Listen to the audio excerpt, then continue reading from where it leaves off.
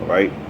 Barakatah Yahweh, Barakatah Yahweh Shai, Barakatah Yahweh, Barakatah Yahweh Shai, Barakatah Yahweh, Barakatah Yahweh Shai, Call Halayim Yahweh Ba'ashim Yahweh Shai, Ba'ashim Rakal Kadash.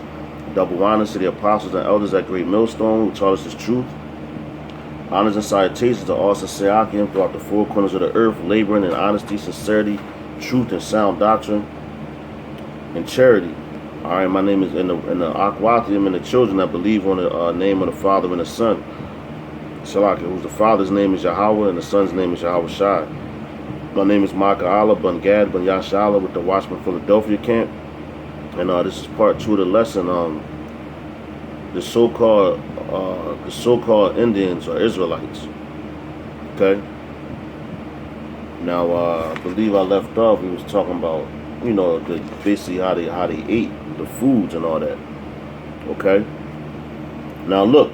Now this right here goes back to how when Esau, he basically sold his birthright for a pot of a pot of porridge that wasn't cooked. So basically the meat wasn't already done, man. And that's how Esau likes to eat his meat. All right, so check this out. Now tell me these people aren't Israelites.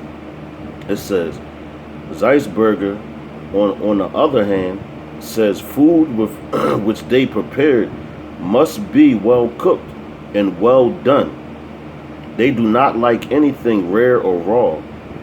Meat and even fish must be so thoroughly cooked that they fall apart, man. So we we like our food well done, man. Like when you get some baked chicken that's real good, it's so tender that it's falling off the bone, man. That's how Jake like they food, man. We don't like that rare shit, This is the book of Leviticus, chapter 17, verse 14. All right. Give me 1 second.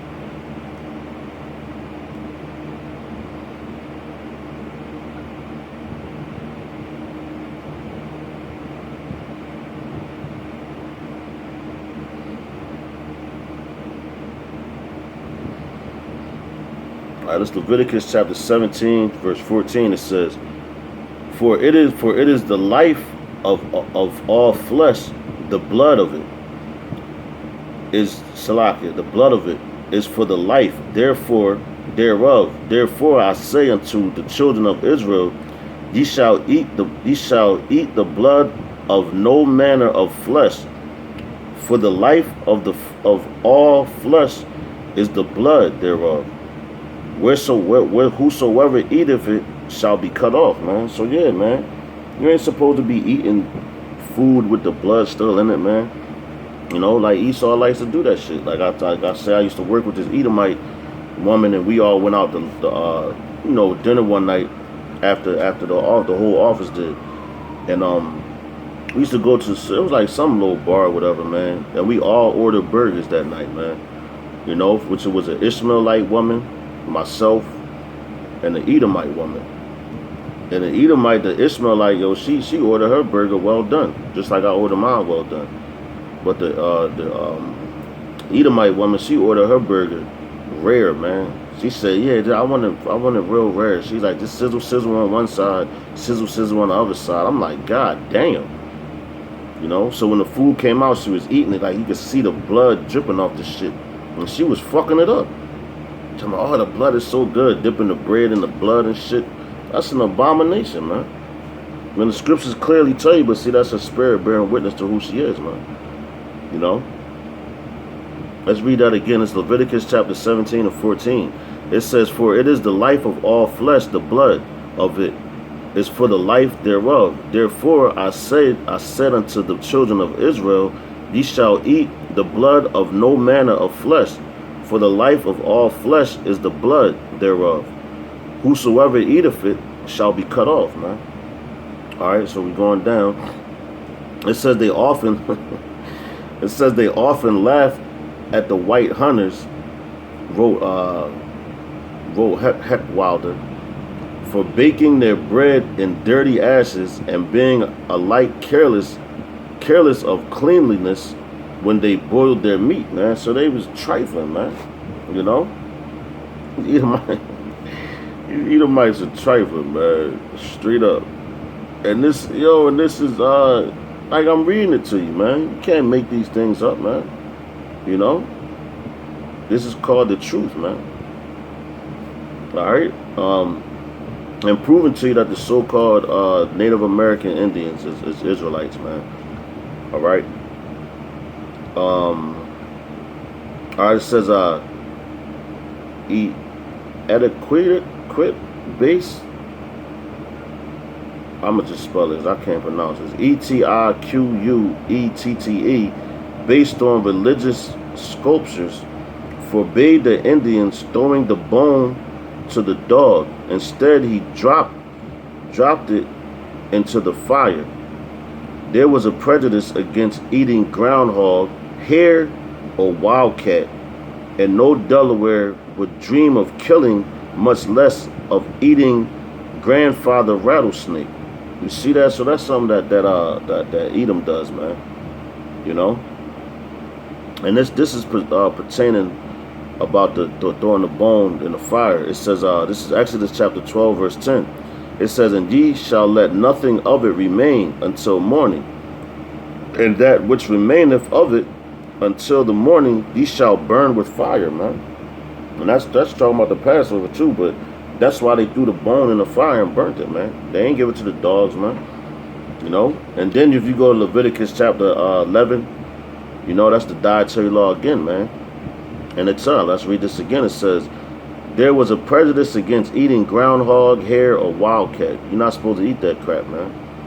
And these people didn't eat it. Alright? It says, "No Delaware would dream of killing, much less of eating grandfather rattlesnake." Now, if you look at them old movies, man, the Western movies, man, you see Esau out there eating rattlesnakes and all that crazy shit, man. That's trifling. Alright, let's go. This is about the physicians. It says, there were two kinds of medicine men, physicians, who had a wide knowledge of medical herbs, and who could set bones and cure wounds with great skill, and conjurers who claim and usually believed themselves to possess supernatural powers, which enabled them to detect evil spirits in men's bodies and to cast them out. So, yo, come on, man, that's an Israelite. Did not Yahweh Shah cast them demons out of Legion, man? Cast Legion into the swine, man? You know? It says both roles that of a physician and that of conjure were sometimes played by the same person. And most Indians had a good knowledge of herbs, man. So yeah, they had a knowledge of herbs, man. And herbs is medicine, you know. Herbs is actually medicine, man. That's why the Lord put those things here. So this is Genesis chapter 1, starting at verse 29. It says, "And the Most High said, Behold, I have given you every herb bearing seed, which is upon the face of the earth, and every tree in the which is the fruit of a tree yielding seed. To you it shall be for meat," man. So yeah, you eat it, you know.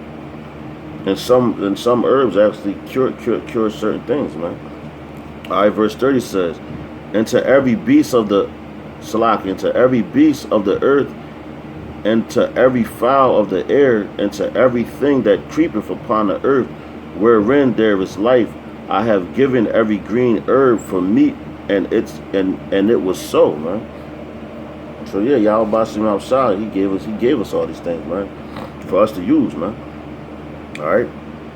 It says the Marta Matria Medica of the Indians consist of various roots and plants known to themselves, the properties of which they are not found, and disclosing to strangers. They make considerable use of the barks of trees, such as the white and black oak, the white walnut, of which they make pills, the cherry, the dogwood, maple, birch, and several others. they prepared a compound, so like they prepared a compound, these medicines in different ways, which they kept a profound secret, man. So why they do that? Kept it a secret, because you ain't supposed to tell everybody your secrets, man. Because look what happened. Look what Esau did with it. They be making all types of medicines to jack you up, man. You know, it might help you with one thing, but then it's working on your liver and all that, man. So Esau does this stuff for money, man. We was doing it just to take care of our people, man. You know? It says, wounds and external injuries, the Indians treated very successfully. Knowing what applications to make, and the curing of those suffering from snake bite, they are particularly capable. For the bite of every variety of snake, they have a special benson. For a headache, they lay a piece of white walnut bark on the temples. Toothache is treated by placing the same kind of bark on the cheek over the tooth that gives trouble. The bark is salaki. The bark is very heating and burns the skin in a short time, often affording relief. Says this salaki. It says this bark, pounded fine and boiled to the consistency of a strong lye, stops the flow of blood when applied to the flesh, salaki, to the flesh wound. Even though an artery may have been ruptured, prevents swelling and heals the wound rapidly, man. So these people, man, they had a lot of knowledge in nature, man. You know? Why? Because they practice it. And that's how you know that these people were Israelites, man. Alright, it says the education, alright? It says the boys were 4 and 5. They begun their initiation, salaki. They begun their initiation into adult life. And why did they start them so young, man? Because when you're 12 years old, you're considered a man. The Rothschilds and the Rockefellers, they know that. That's why they and them damn gutter rats, them Amalekites, fake ass Jews, man. They know that too. That's why they have a bar mitzvah at what? When the child is 13. That's when the boy becomes a man to them, but it's actually 12. You know, so they understand these things, man. But they lying to you over here, telling you, oh, you gotta be 18. That's when you consider a man and all that. All right. But it says the boys were taught woodcraft and hunting, the girls housekeeping and gardening. For the boys especially, this training was exciting. They were taken into the hunting woods and given tasks of increasing difficulty to harden them. Yeah, so you can't be no sucker, man. And they was teaching their children right. It says they were under a spiritual ban caused by their wickedness and failure to heed to the worship of the Creator.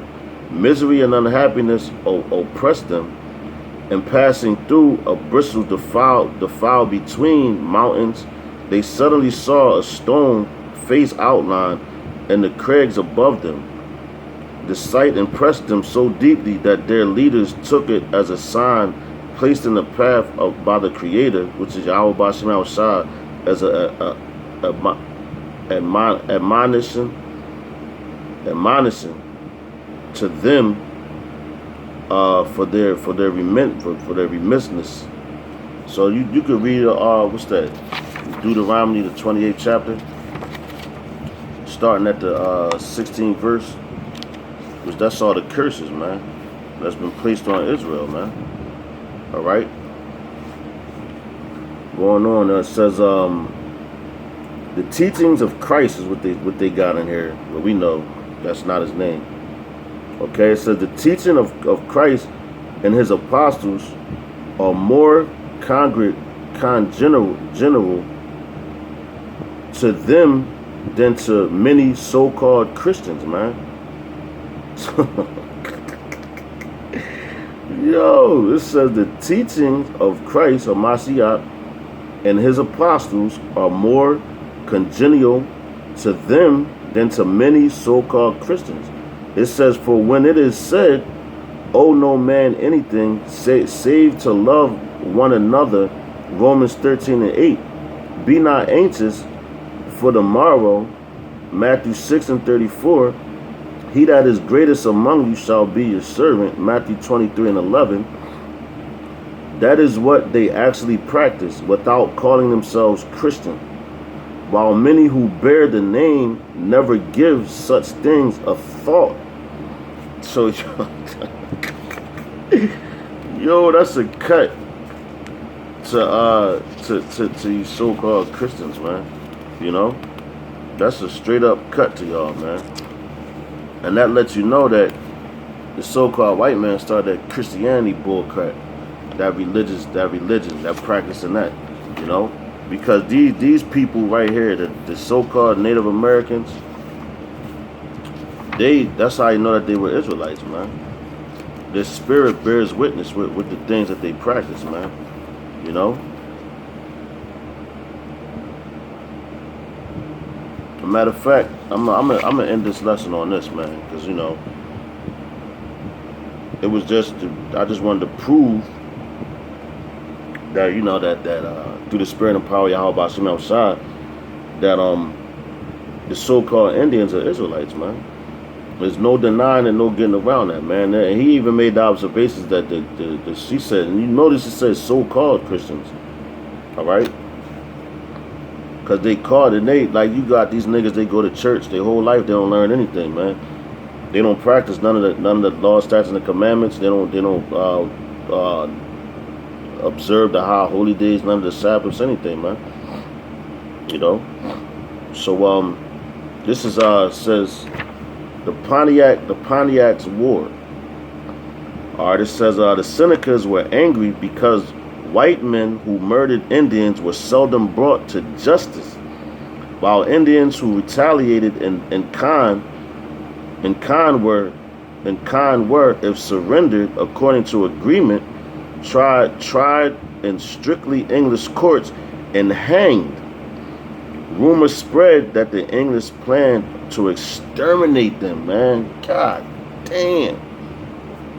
So yo, they was hanged just like Judah, man. You know? Just like Judah, man. Tried in courts, man. Come on, man. If that ain't a Jake, man, listen, I don't know who is then. You know? They were tried, they was angry because they was getting killed. You know, so they went after went after Esau. And what Esau do? They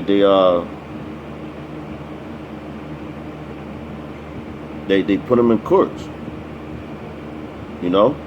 Tried them. Basically they when they say you tried by your peers and all that, Shalakia. Salakia. Yeah, so you know they would hold them in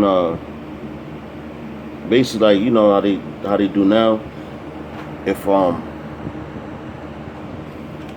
you kill a so-called white man, something they put out a warrant for your arrest and all that. So that's what they was doing to these Indians, man, and taking them in there, you know, taking them in their court. So I'm gonna read that again. It says the Senecas were angry because white men who murdered Indians were seldom brought to justice, while Indians. So that sounds just like you know, these cops shooting these so-called unarmed black men, man. You know, and get off. You know, they get death duty or some bullshit like that.